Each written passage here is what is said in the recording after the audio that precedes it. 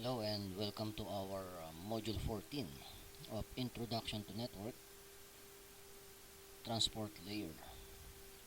So in this module, we're going to explain the purpose of the transport layer in managing the transportation of data in end-to-end communication.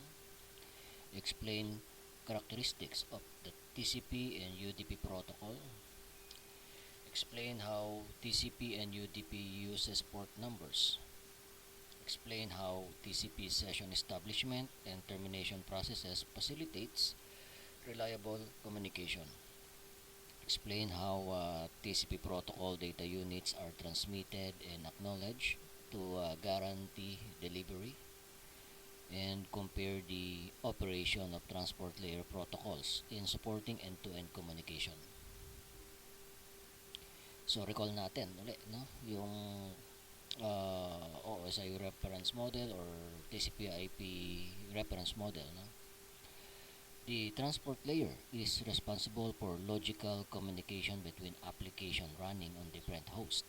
So the link between the application layer and the lower layers that are responsible for network transmission. So the transport layer has the following responsibilities. Yan, tracking individual conversation, especially kapag tayo ay nagmo-multitasking, no, sa ating computer.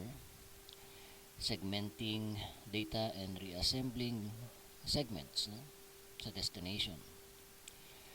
Adds header information, identify, separate, and manage multiple conversation. So uses segmentation and multiplexing to enable different conversations to interleave on the network. So tandaan natin, no, yung IP alone, no, does not specify how delivery or transportation of the packet takes place. So si transport layer protocols specify how to transfer messages between hosts and are responsible for managing reliability requirements of a conversation. So transport layer protocol includes TCP and UDP. No? Ayan lang naman yung pag-uusapan natin dito. No? So, Transmission Control Protocol or TCP. Ayan. So, ito daw TCP provides reliability and flow control. So, TCP basic operation, meron siyang numbering and tracking, no, of data segments transmitted to a specific host from a specific application. So, TCP acknowledge receive data. So, TCP retransmit any unacknowledged data, no, after a certain amount of time. So, it also sequence data that might arrive in wrong order. So, TCP sends data at an efficient rate, no, that is acceptable by the receiver. Yung UDP naman, provide the basic function, no, for delivering datagram between the appropriate application with very little overhead, no, and data checking. Take note of the word used here, no, datagram. Kay TCP, ang tawag niya segment. Okay. So UDP daw ay connectionless protocol. Tinatawag siyang best effort delivery. O sa salitang Tagalog, bahala na, no, if the message will be received, no, by the destination. So again, best effort delivery protocol because there is no acknowledgement, no, that the data is received at the destination. So tandaan natin, no, na merong right transport layer protocol for the right application. So UDP or user datagram protocol is also used, no, by a request and reply application, no, where the data is minimal and retransmission can be done quickly. If it is important, no, that all the data arrives, no, and that it can be processed, no, in its proper sequence, yung TCP ang dapat gamitin dyan. So ito yung mga example, no, of application that uses UDP or TCP. Now, Okay, so yung common application that uses UDP, yan, voice IP telephony, yung domain name resolution, no, kunyari yung computer natin, kapag ka nag-type tayo sa URL ng www.cisco.com, so syempre on the background our client will query the DNS server, no, na naka-configure dun sa ating TCP IP properties. So ito daw pong UDP, ano, required protocol properties daw. Okay, yung mga application, no, ang requirement ng mga application na yan dapat sa protocol ay mabilis, low overhead. When we say low overhead, kaunti lang or kaunti yung control information, no, na nakalagay doon sa header. Does not require acknowledgement, does not resend lost data, delivers data, no, as it arrives. Ito namang ating transmission control protocol, no, common application that uses TCP, yung simple mail transfer protocol used to send email, yung internet messaging application protocol, no, used to retrieve email. Ganun din naman yung ating World Wide Web, no, or HTTP. Because application, no, required reliable protocol, dapat may acknowledgement of data, no, and in case of failure of delivery, there should be a way, no, to resend lost data.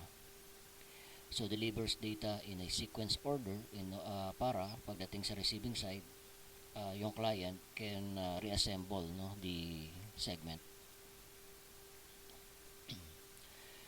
So the following are TCP features, no. So ang TCP raw ay mayroong tinatawag na session establishment, or it establishes a session, no, before the actual data transfer. Ayan. So TCP is a connection-oriented protocol that negotiates, no, and establishes a permanent connection or session between the source and destination devices prior to forwarding any traffic. So doon sa kanyang header meron po yung control information, no, na ang purpose is to establish a session sa destination, no? It ensures reliable delivery. For many reasons daw, no, it is possible for a segment to become corrupted or lost completely as it arrives transmitted over transmitted over the network.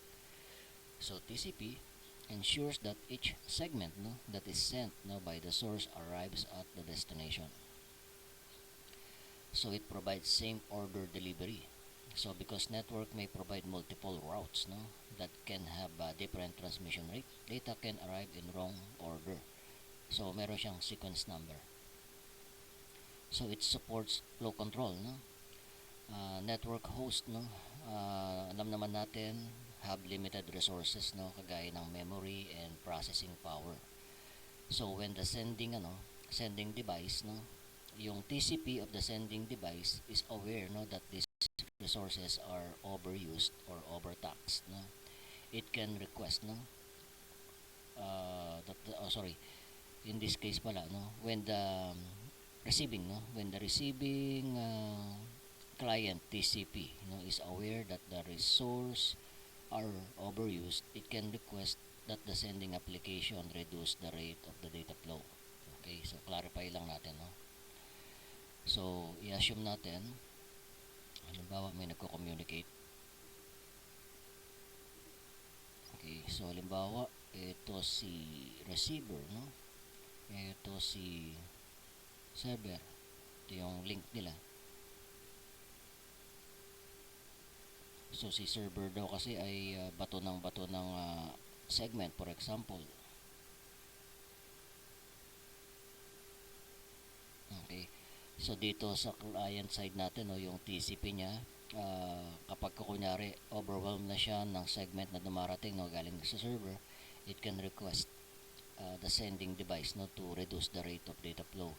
So possibly babaan, no, ng server natin yung data flow, no, or liitan yung data na pinapadala niya hanggang sa ma-free up yung memory or CPU ng ating receiving device, saka lang uli niya i-adjust uli, no? Yung size ng segments na binabato niya. Yan, so ano sila? Dynamic, ano? So let's take a look of the TCP header, no? Ito yung format. So TCP is a stateful protocol, which means it keeps track, no, of the state of communication session. So TCP records, no, TCP records which information it has sent, no, and which information has been acknowledged. So as you can see here, no, meron tayo ditong field ng source port, destination port, sequence number, acknowledgement number, and so on, no? So ito yung mga details regarding fields, no, in the TCP header. So we have source and destination port. Both are 16-bit field used to identify the source application and the destination application. Sequence number daw ay 32-bit field used for data reassembly purposes. Yung acknowledgement number is a 32-bit field used to indicate that the data has been received and the next byte expected, no, from the source. Header length, a 4-bit field, no, known as data offset, that indicates the length of the TCP segment header. We have reserved a 6-bit field, no, that is reserved for future use. We have the control bits, a 6-bit field, no, used to include, no, bit code or flags, no, which indicate the purpose and the function of the TCP segment. So mamaya we're going to tackle this control bits na ito. Window size, no, is a 16-bit field used to indicate the number of bytes that can be accepted at one time. So may checksum din siya, no, used for error checking of the segment header and data. Urgent, no, a 16-bit field used to indicate if the contained data is urgent.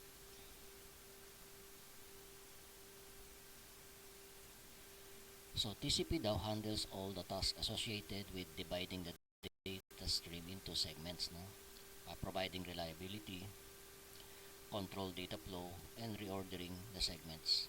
So as you can see here, no, in our slide, no, the following protocol or known protocol uses TCP. Yan yung HTTP, FTP, SMTP, SSH, no. So balik naman tayo sa UDP, no. So UDP features, no. So data daw is reconstructed in order that it is received, no. Any segment that are lost, no, are not resent. There is no session establishment. So the sending is not informed about the resource availability. So kung titignan natin ang format ng kanyang header, very simplified, no. So the UDP header is far simpler than TCP header because it only has 4 fields, no, and requires 8 bytes. So ito 8 bytes, 8 bytes, 8 bytes, 8 bytes, no. Or sorry, 16 bits, 16 bits, and so on. So total of 8 bytes.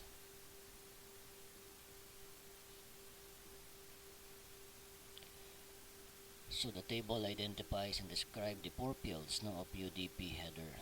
Ayan, yung source and destination port daw parehas po yung 16-bit. So same lang dun sa TCP header natin, no, na ginagamit yan to identify the source and destination application, no. So yung length is a 16-bit field that indicates the length of the UDP datagram header. Checksum is used for error checking of the datagram header and data. So, application, no, that use UDP. Ayan. Kagaya po nito, yung UDP, yung DNS name resolution, yung SNMP for polling the device, no, for the purpose of network monitoring, TFTP server, voice over IP, video conferencing. Ayan. Tandaan kasi natin, no, yung live video and multimedia application, no, Itong mga application na to can tolerate some data loss but requires little or no delay. Simple request and reply application with a simple transaction where a host sent a request and may or may not receive a reply. Example daw nito yung DNS name resolution or DNS lookup. And then we have dynamic host configuration protocol. Possibly wala kang ma-receive na IP address kung wala nang available na IP address ang DHCP server. Application, ang UDP daw ay ginagamit sa mga applications that handles reliability themselves.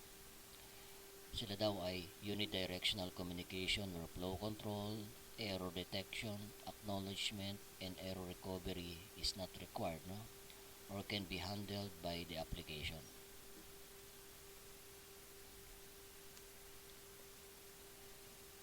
So, multiple separate communications. So, yung TCP and UDP transport layer daw uses port numbers to manage multiple simultaneous conversation. Kunyari, nagmo-multitasking tayo na multiple tab sa Brave browser. Kada bukas kasi natin ng site, kahit parehas po ng website yan, it is considered as different conversation. Okay, tapos kada different conversation natin may mayroong port number yan. Okay, so the source port number is associated with the originating application on the local host, whereas the destination port now is associated with the destination application on the remote host. So, kung ating isa-summarize yung laman ng segment or datagram natin, ganito yung makikita natin. Okay, halimbawa yung computer natin nag-generate ng segment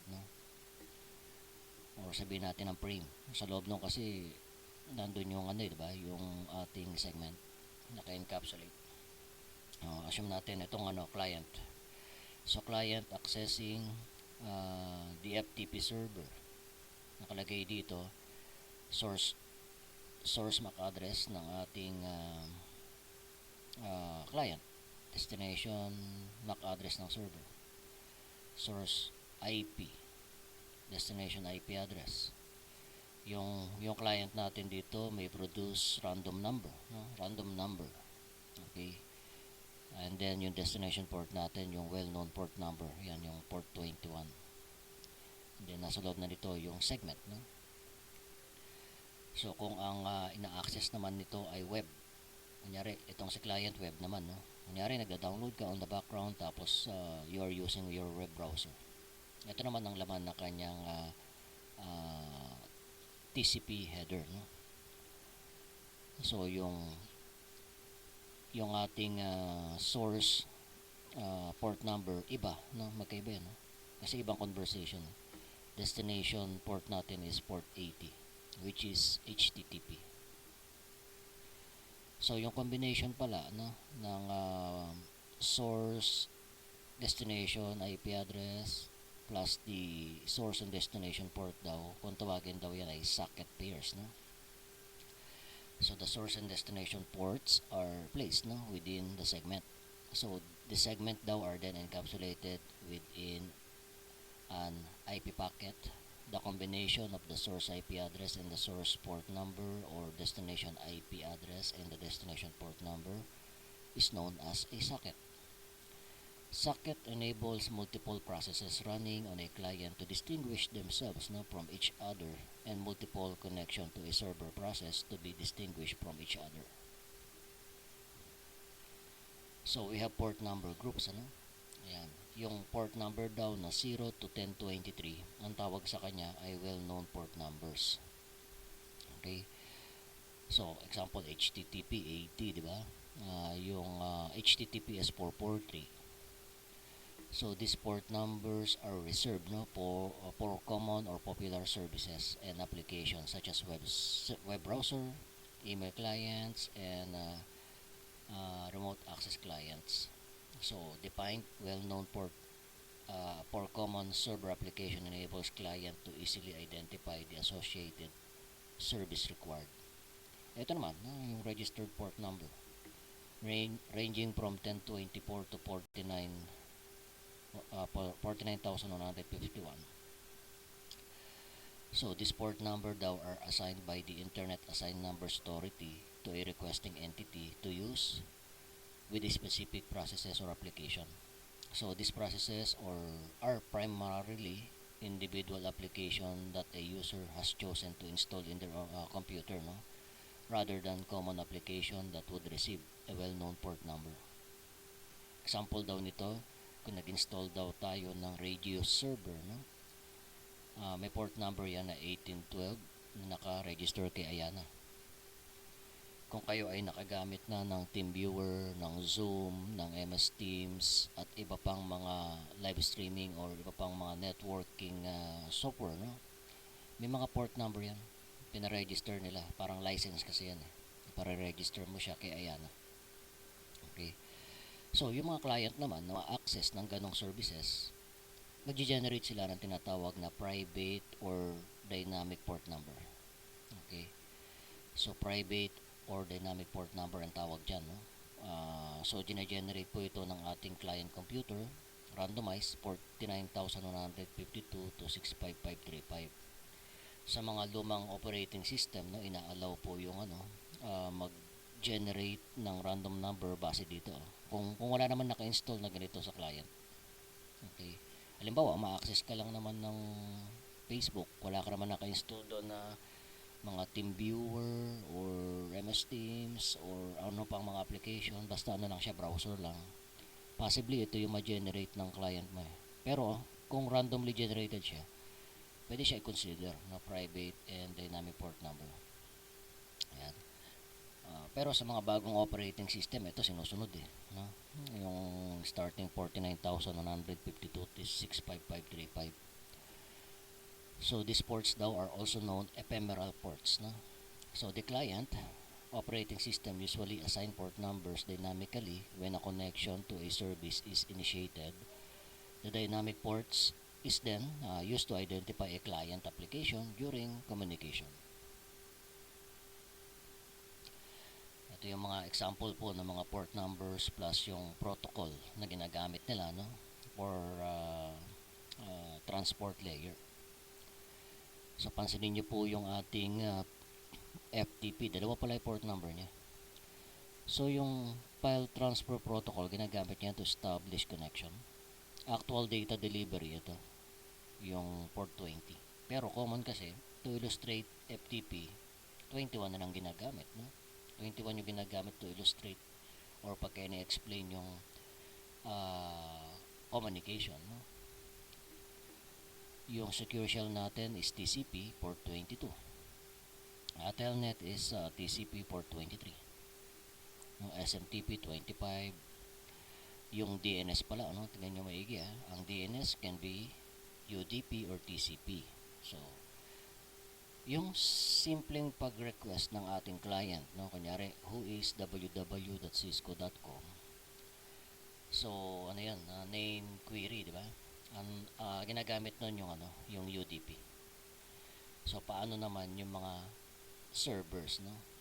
Kunyari si Cisco, hindi lang naman iisa yung DNS server niya sa loob Okay, usually marami siyang DNS server. So yung mga DNS server na yun, nagpapalitan yun ng mga content, no, enable to serve DNS client. So the way the servers exchanges yung mga content ng file, no, kunyari yung mga records, no, ng DNS, TCP ang ginagamit nila for exchanging files, no.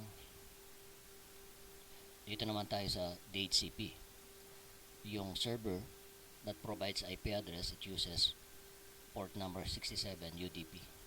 Yung client naman natin, every time na nagre-request siya ng IP address, 68 yung port number na ginagamit niya.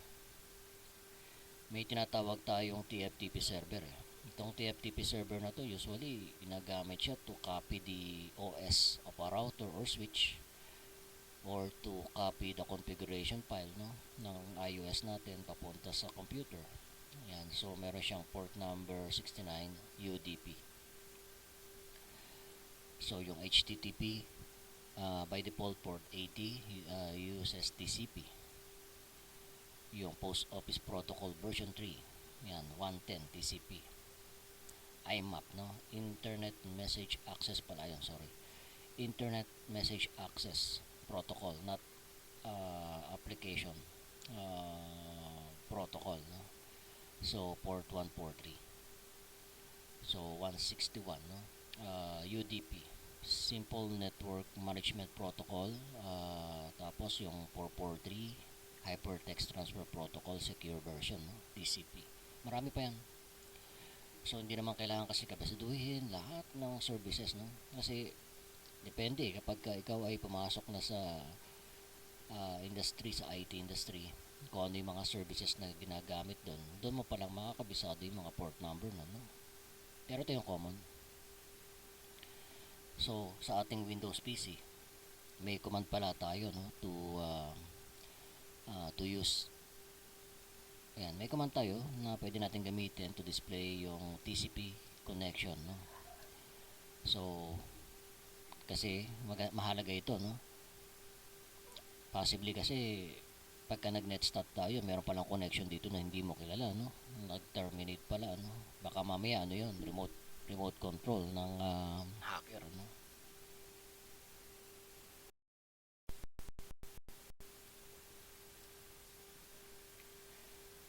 So tingnan natin itong example, no? Dito sa ating topology, meron tayong dalawang client.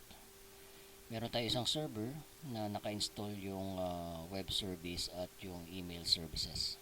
Of course, pwede naman yung sabay na uma-access, kaya lang magkaibang services, no? Each application process daw, no, running on a server is configured to use a port number. An individual server daw, no, cannot have two services assigned to the same port number within the same port layer services, no? Same transport layer services. As you can see naman, HTTP 80, SMTP 25. Mali pa nga ito. Should be 25, not 26. An active server application assigned to a specific port is considered open, which means that the transport layer accepts and processes segments addressed to that port. Any incoming client request addressed to the correct socket is accepted, and the data is passed to the server application.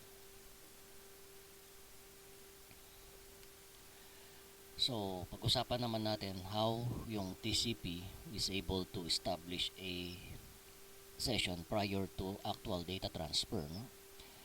So, before tayo download, no, sa FTP server, ganito yung nangyayari on the background. Okay? Of course, ang ginagawa lang natin kasi, no, gumagamit tayo ng command prompt, tapos tinatype natin FTP, tapos yung IP address or pangalan ng server, and then pasok na tayo doon sa shared files, no? Pero on the background pala, meron pa siyang ginagawang ganito. The initiating client request a client to server communication session with the server. Ayan, so nagpapadala yan ng TCP na yung SYN na control bit nakaset sa binary 1. So, since ito pa lang ay panimula pa lamang, no, ng establishment, mag-generate yan ng random number. Kung tawagin na yan, initial sequence number. Example 100 yung ginamit niyang initial sequence number. So, nagpadala ng SYN kay server. So, ang gagawin lang naman po ni B, no? The server acknowledges the client to server communication session, and siya naman request server to client communication session. Take note, no? Si server magpapadala ng sarili niyang SYN. Okay? Tapos mag-generate siya ng sarili niyang initial sequence number. Tapos i-acknowledge niya yung in-acknowledge niya na na-receive niya yung sequence number 100, and this server expecting na yung susunod na i-reply ni client ay may sequence number na 101. Okay, kaya dito ang turn on na control bit dito, SYN ACK, no? SYN-ACK dito. Ito kasi SYN tapos SYN-ACK. And then, step number 3, the initiating client acknowledges the server to client communication session. So dito nagpadala siya ng sequence number 101 and ina-acknowledge naman niya yung sequence 300 and this expect sequence number 301. So in this way daw, nakapag-establish tayo ng session, tapos pwede na tayo mag-request ng actual data doon sa server. So halimbawa, tapos nang mag-transfer ng data. Okay, paano naman daw nila tina-terminate yung session, no? Or yung communication. So ganito ang nangyayari. So when the client has no more data to send, halimbawa nag-upload, no? In the stream, it send a segment with a pin plug set. So isa rin itong control bit doon sa isa rin yan sa control bit, no? Na nasa TCP. Okay? So magpapadala daw siya ng pin. Okay? So ang gagawin lang ni server daw is to send acknowledgement bit, no? To acknowledge the receipt of the pin to terminate the session from the client to server. Tapos magbabato rin naman siya ng pin niya, no? Yung pin plug to the client to terminate the server to client session.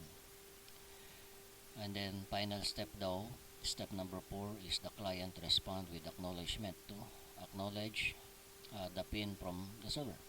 Then tapos na yung communication. So lahat yan na binabanggit natin, nakikita yan sa Wireshark, Wireshark capture. So yung nakita ninyong session establishment kanina, tinatawag siyang three-way handshake, no? Functions of the three-way handshake. It establishes that the destination device is present on the network. It verifies that the destination device has an active service, no, and is accepting request on the destination port number that the initiating client intends to use, no. So the three-way handshake also informs, no, the destination device that the source client intends to establish a communication session on that port number. After the communication that is completed, no, the session are closed and the connection is terminated. So the connection and session mechanism enables TCP reliability function. Wala pong ganyan yung UDP. So since we're talking about the control bit, ito, control bit field doon sa ating TCP. So meron tayong 2, 4, 6, no? Ang common kasi dito ginagamit natin, acknowledgement, SYN, saka PIN, ano?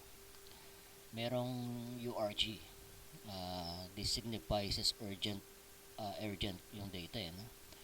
Yung acknowledge naman daw, acknowledge, plug, no, used in connection establishment and session termination.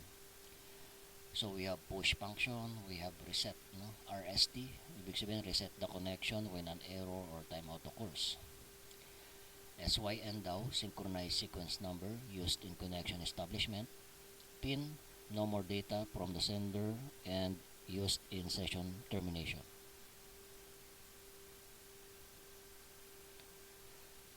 So yung TCP daw can also help maintain the flow of the packets, no, so that the devices do not become overloaded. There may be times now when the TCP segments daw do not arrive, no, at their destination or arrive out of order. Kasi possibly nga ganito nga yung dinaanan niya, no. Pwedeng yung ibang segment niya dumaan dito. Pwedeng dumaan muna dito, no. Okay. So depende kung ano yung mabilis na bandwidth diyan, no. Pwede kasing laro-laruin ng router yan para makontrol yung traffic, no. So possibly may mga segments na nauuna, may nahuhuli, no. Ayan. So base daw dito, no, sa ating sender, data is divided into segment, no. For example, 6 segments daw yung padadala niya. Tapos dumating yung segment sa receiving side, segment 1, 2, 6, 5, 4, 3. TCP reorders the segment to the original order 1, 2, 3, 4, 5, 6.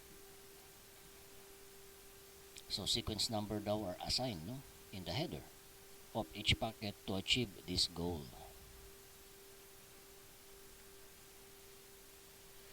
So gaano naman daw kaganda ang pagkakadesign mo ng network? Data loss occasionally occurs.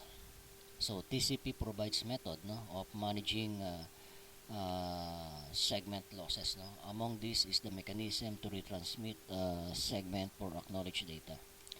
So let's assume, no, na itong communication, no, halimbawa ito FTP server, nag-upload po yung ating client, no, kaya naman po ng bandwidth natin na magbato ng 10 segments. Okay, so binato niya yung 10 pirasong packets, no, na may sequence number 1 to 10. Kaya lang nagkaroon ng problema yung segment number 3 and 4, no, on the way. Of course, dito sa kabilang side, no, i-acknowledge niya yung na-receive niya, no? Kasi na-receive niya kasi yung 1 and 2, so i-acknowledge niya yun, tapos maglalagay siya rito ng sequence number 3, expecting na makarating yung segment number 3 pabalik sa kanya. Okay, so ang nangyari ngayon dito, nung nag-acknowledge siya ng 3, o nag-acknowledge siya tapos nag-request ng 3, ini-resend naman ni A, no, starting 3, 4, 5, 6, 7, 8. So akala niya kasi na loss yung from 3 to 10, no. So nagkaroon tayo ng duplicate segment. So anong gagawin ng B kapag naka-receive ng duplicate segment? I-discard lang niya, kaya lang sayang yung resources, no. So yung host operating system today daw, no, mga bagong operating system typically employs an optional TCP feature called selective acknowledgement, no. Yan, selective acknowledgement, SAC, no. Negotiated daw ito during the three-way handshake. If both hosts daw supported yung selected acknowledgement, the receiver can explicitly acknowledge which segment bytes were received, including any discontiguous segment. O ganito yung example. Ulitin natin. Si client daw ay nag-upload ng data, no, or segments or files. Kaya lang sa sobrang laki nun, pinutol-putol niya sa 10 piraso. Nagkaroon ng problema si segment 3 and segment 4. On the receiving side, so syempre mag-acknowledge siya, no, indicating yung expected niya na 3. Yan, no, yung pang third segment. Tapos sasabihin niya selected acknowledgement for 5 to 10. Ibig sabihin niya, na-receive ko na yan na-receive ko na si 5 to 10. So ibig sabihin nun, sinasabihan niya si sender na na-receive niya na yung 5 to 10. So therefore, ipadadala lang niya ay 3, 4, 11, 12. Possibly kung meron pa, no, kung meron pang file ito na kasi malaki nga yung data, mag-acknowledge lang naman si B and then expecting the 13th segment.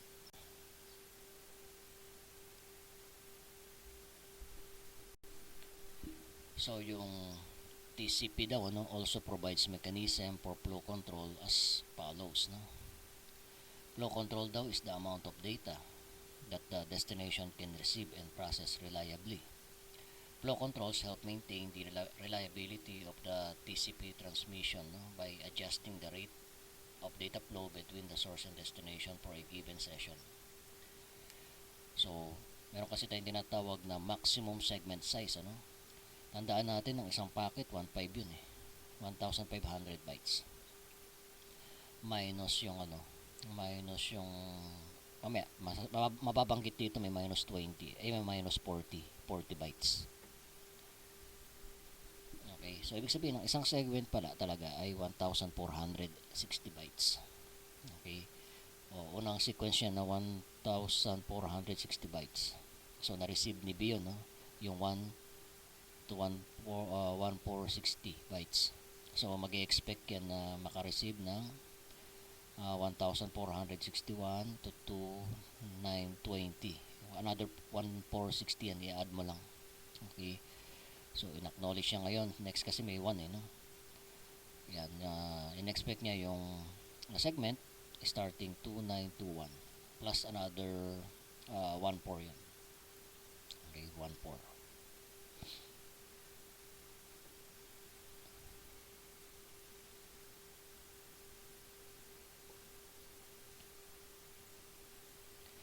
So meron tayong tinatawag na maximum segment size, no?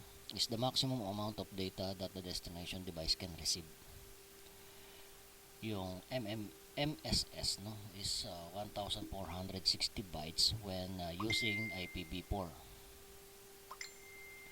A host determines, no, the value of its MSS field by subtracting the IP header, TCP header, no, from the Ethernet maximum transmission unit, which is 1500 bytes. Yan sa frame, no. So 1500 bytes minus 40 bytes, that includes IP header and TCP header ay 1460 bytes segment, no. Ibig sabihin kasi nito na 10,000 bytes kaya niya mag-receive kasi ito 1400 bytes, so ibig sabihin pwedeng ayan 1, 2, dalawa na yan 3 na yan 3 bytes, no. Pwede pa yung tatlong segments na ipadala, di ba, or 4 para pasok doon sa maximum segment size or tama, no, sa maximum segment size niya or window size, sorry, sa maximum window size niya na 10 mega 10,000, tama, 10,000 bytes is 10 megabytes okay. So kaya kung makikita nyo sa example na to, dalawang segment yung pinadala kasi kaya, no, kaya ng receiving device. Meron pang room for additional segment.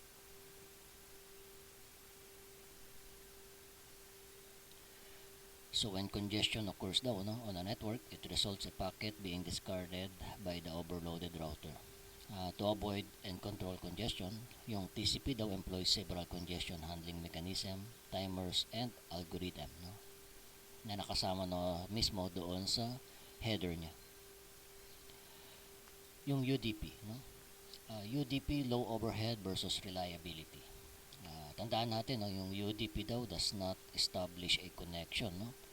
It does not provide it provides low overhead data transport because it has a small datagram header and no network management traffic.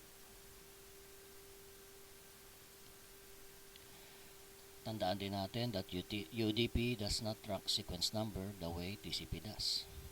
So UDP has no way to reorder the datagram into their transmission order. UDP simply reassemble the data in order that it was received and forward it to the application. Ito, example natin, we have the sending device. Data is divided into datagram 1, 2, 3, 4, 5, 6, 7. Tapos, having taken different routes to the destination, datagram arrives out of order, no. So datagram 1, 2 out of order, datagram are not reordered. 6, lost datagram are not resent, no. So kagaya din ng TCP session, no.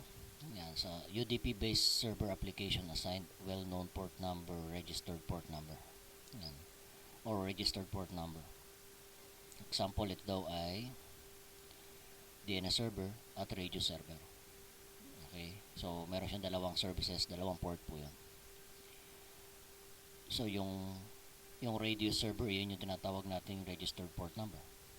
So UDP received datagram, no, destined for one of this port. It forwards the application data, no, to the appropriate application based on its port number. UDP client process dynamically. UDP client process dynamically, no. Select a port, no, number from the range of port numbers and uses this as the source port number for conversation. Kagaya ng kagaya sa TCP na nabanggit natin, gumagamit din yun ng dynamically assigned port numbers. So the destination port number is usually the well-known or registered port numbers assigned to the server. After the client selected the source and destination port, the same pair of ports are used in the header of all datagram, no, in the transaction. Okay, so try lang natin i-capture, no, yung communication between two communicating computer using yung server message block na service. So magka-capture tayo ng packet dito maya-maya. Pero punta muna tayo sa PC1. So sa PC1, pasok tayo siguro sa document, tapos doon tayo gumawa ng shared folder.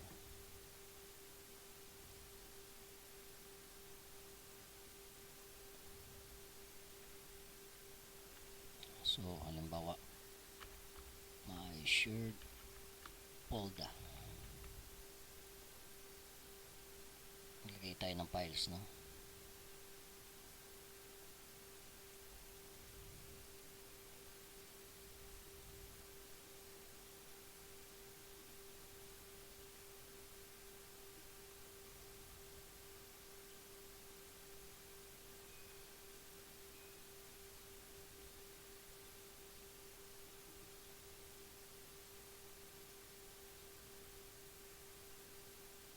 Ayan. So ping muna natin, no? Ito yung ating receiving side, si PC2.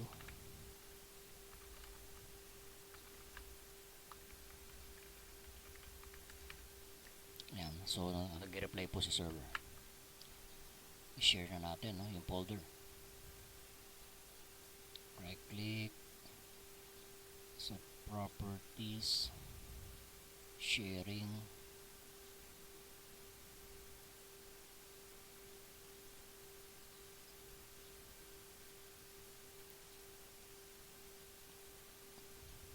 lagay natin full control para pwedeng mapasok at pwedeng makapag-upload, no?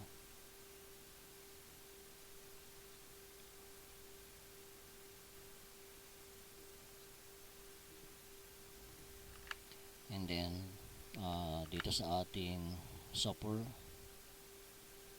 capture tayo.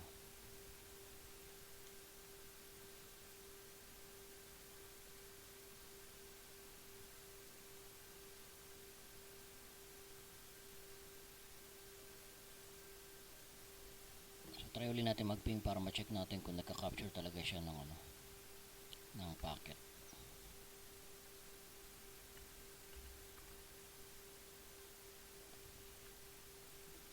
Now, how to access a shared folder, no? So, pwede tayong gumamit ng run. Tapos, i-type nyo rito yung double backslash, yung IP address ng ating server, which is 1.100.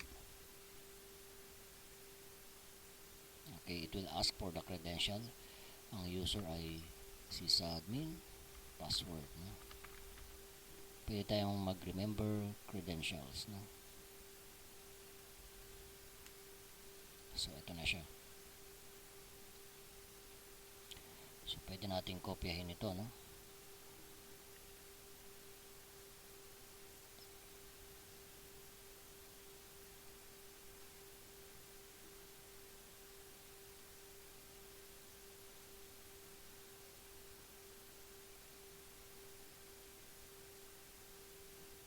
Lagay natin sa documents or sa download.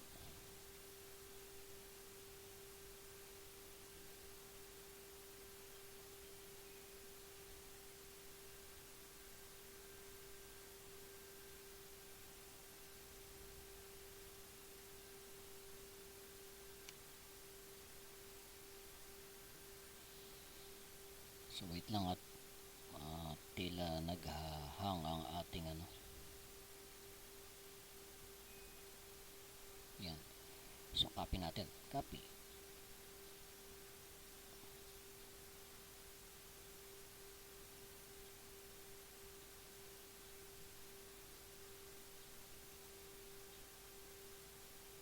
Okay.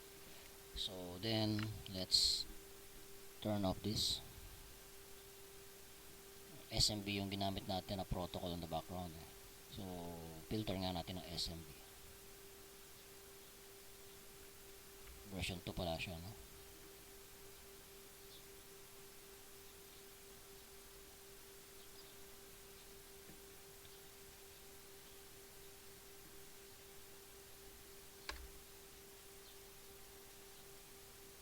Or doon muna tayo sa TCP. Kasi dito natin makikita na nag-create siya ng session eh. Ito siya, oh, TCP.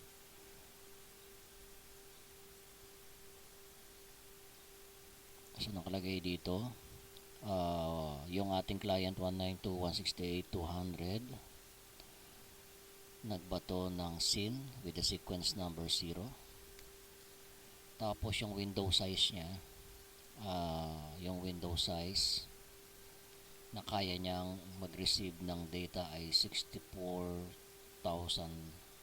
bytes, 64 MB. Okay. Yan natin, no? So dito sa TCP field natin, source port, tignan nyo yung source port, no? Client yung 200 eh. Nag-generate siya ng 49,673 source port number, which is called dynamic or private port number or ephemeral port. Tignan nyo yung destination port number, no? Which is yung file sharing sa Windows, yung SMB, server message block. It uses 445. Okay. Tapos yung plug, no? Yung plug SYN, nandito siya, nakaset sa binary 1. So SYN. Tapos pabalik, no? Ito siya.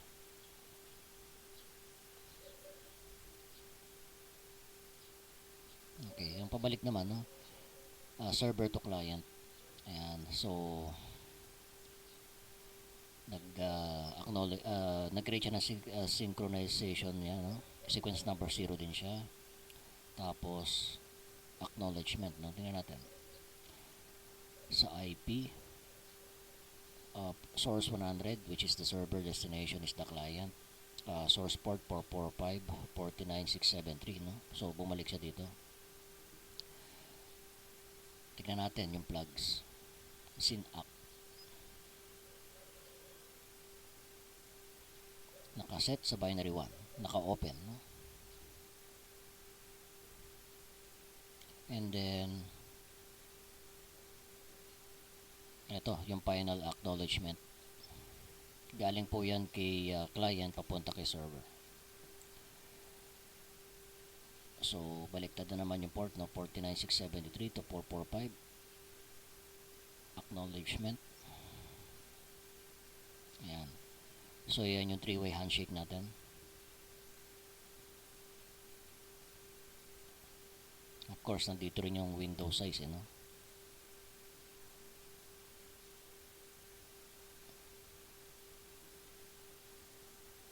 So window size, calculated value,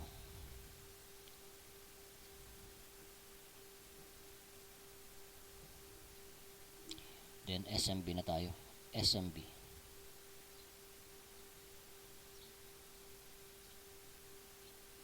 SMB version 2 request.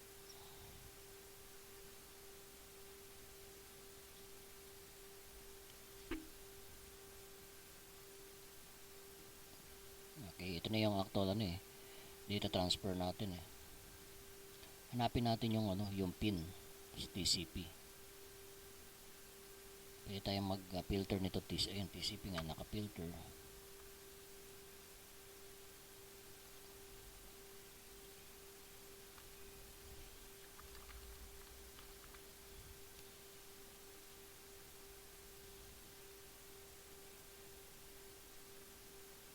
Anyway,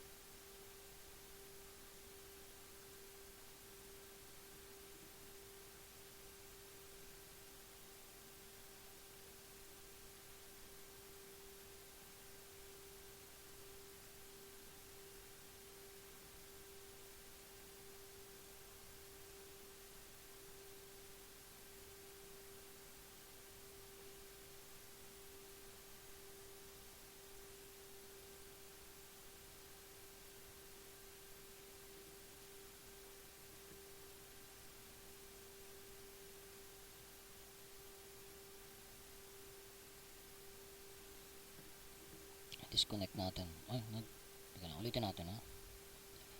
Start. Madi-disconnect nga pala ito.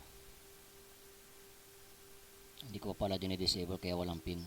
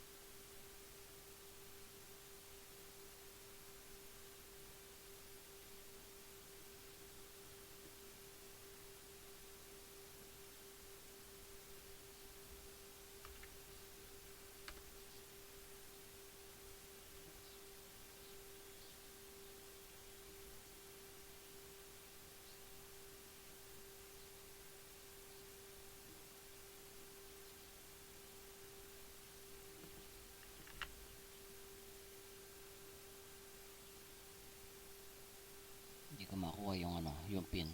Dapat yan meron yung pin plug eh. Uh, to illustrate na nag-turn down ng connection. Anyway, hindi ko siya magets dito sa ating sa ating capture, no. Pero theoretically should have uh, pin plug para mag-close yung connection.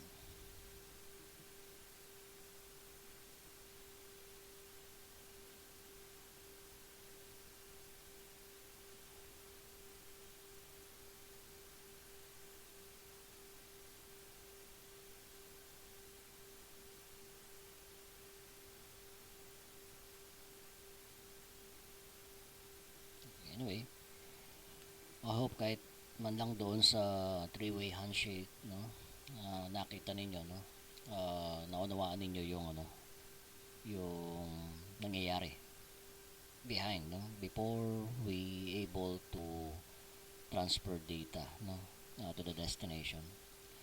I hope kahit na maiksing lang ito explanation naunawaan ninyo yung difference between the TCP and the UDP transport layer protocol, no. So again, thank you, no, for listening sa viewing, no, nitong ating recording.